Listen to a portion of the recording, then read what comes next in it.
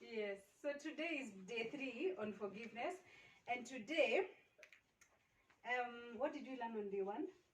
Day 1 we learned about forgiveness. Yes, and day 2? Day 2 we learned that we should forgive always and immediately. We learned that we should forgive immediately. So today we will read a story in the Bible, still on. So hi, it's Peppa. Today we're going to read Luke chapter 15, chapter 15, verse 1 to 7. It says, the lost sheep.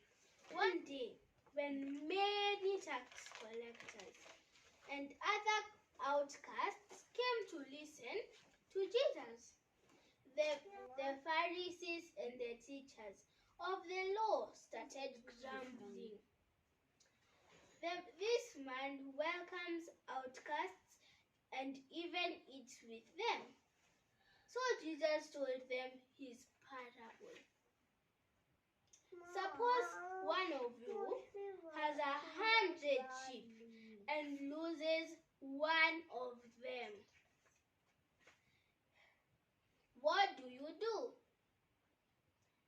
You leave the other 99 sheep in the pasture and look for the one that got lost until you find it. When you find it, you are so happy. You are so happy that you put it on your shoulders and carry it back home. Then you call your friends and neighbors together to say to them, I'm so happy I've found my lost sheep. Let us celebrate. In the same way, I tell you, there will be more joy in heaven over one sinner who represents the over 99 respectable people who do not need to respect. Thank you. Well done. Thank you for the verse. So today we are talking about, as parents, we need to forgive our children. I know at this age, my children we might call it petty things. Maybe it is breaking a glass, maybe it is enjoying a drawer. What else? Maybe you broke the TV. Maybe you broke the TV, small things.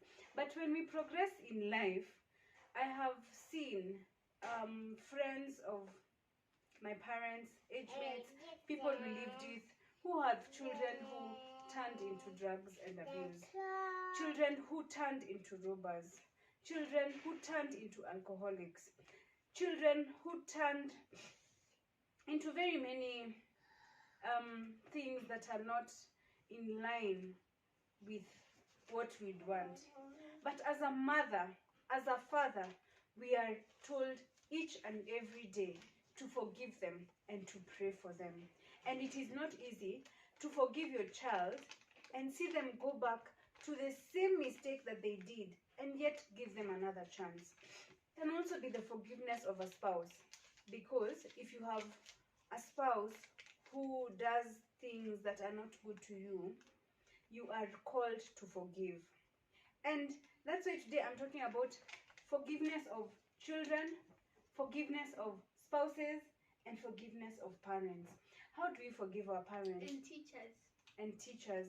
How do we forgive them? Sometimes you might think and feel that your mother maybe favors a sibling better than you.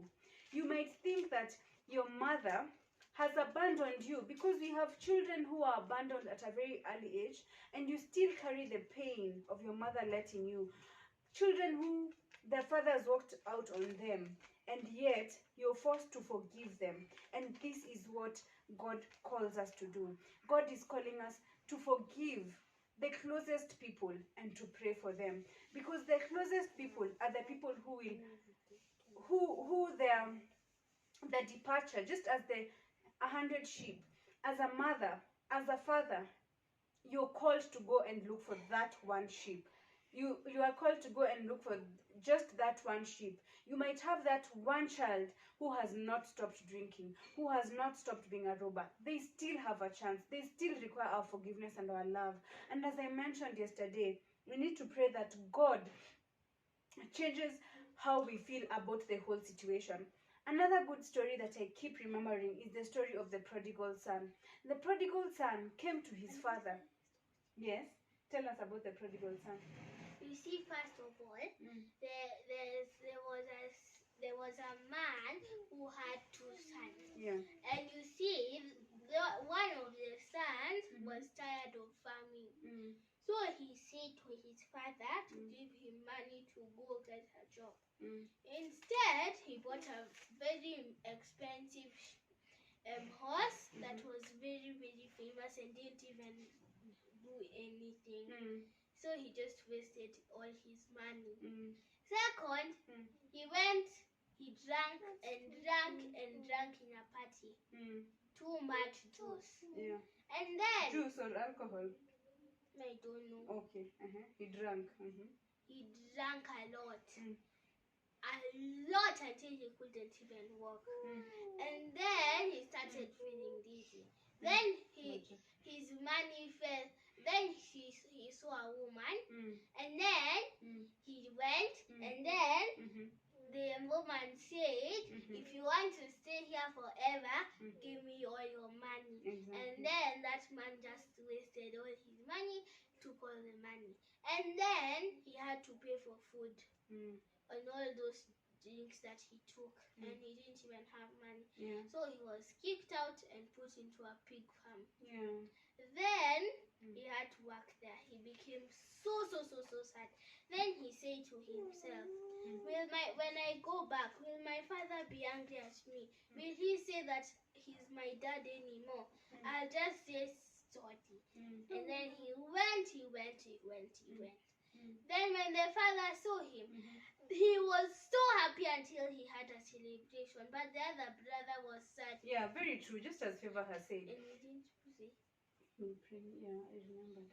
So, just as Favor has said, the story of the prodigal son shows us a father who was very forgiving. I can just imagine, because I've not gotten to that stage in my parenting, but I can just imagine you have a child who has requested for their inheritance, who has gone, inheritance is maybe something, inheritance. You get from your parents a share of their property, like inheritance. So maybe if your father has a house, they can say they'll give you half of the house, and Bobo half of the house, and Fina half of the house. So that's inheritance. So for him to ask for his inheritance,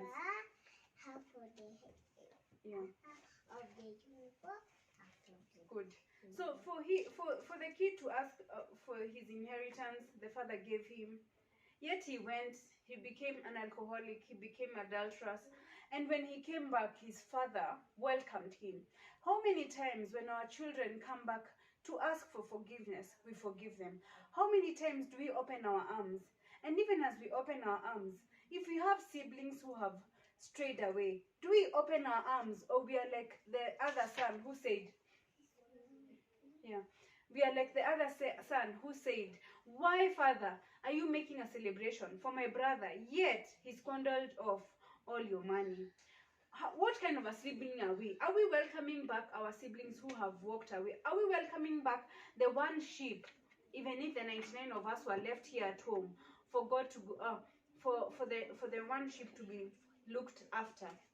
That is the challenge we have today. As parents, let's forgive our children and forgive them and pray for them. And even if they have not yet come back to ask for forgiveness, we should continue praying for them, because God is a forgiving God, and God is a God of second chances, and everyone's kid has a second chance.